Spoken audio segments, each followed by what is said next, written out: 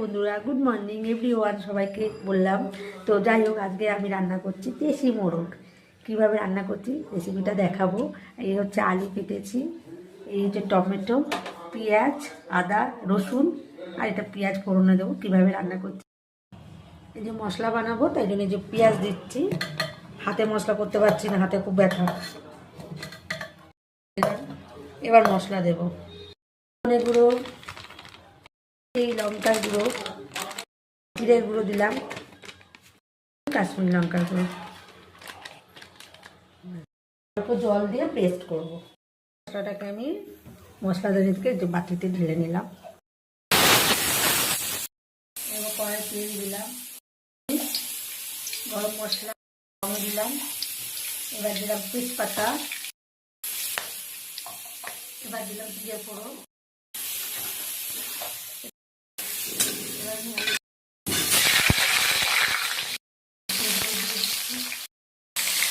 ঢাকা করে দিই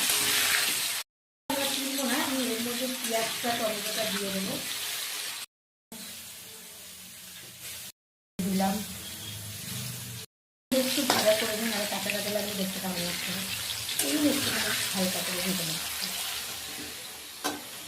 দিয়েছি টমেটো দিয়ে দিলাম। আমি এইগুলো বন্ধ করে দিতে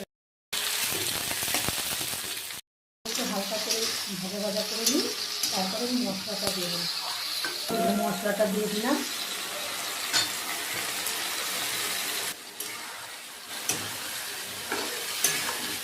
ওটা দেবো,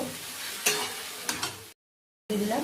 কালারটা যাতে আসে মিক্স করে দিই, মিক্স না করলে তো আবার দিয়ে দিলাম। দিলাম মাংসটা দিয়ে একটু নাড়াচাড়া দিলাম, দিয়ে এবার এই থালা চাপা কষিয়ে নিয়েছি।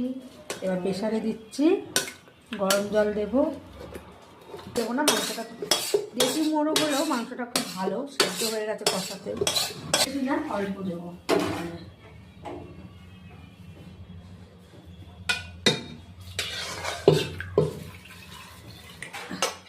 গ্যাসে বসালাম,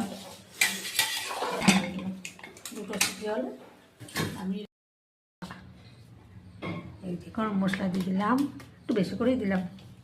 যাই হোক, আমার যাই হোক ফাইনালি কমপ্লিট হয়ে গেছে মাংস, আর কোনো কিছু দেওয়ার প্রয়োজন নেই।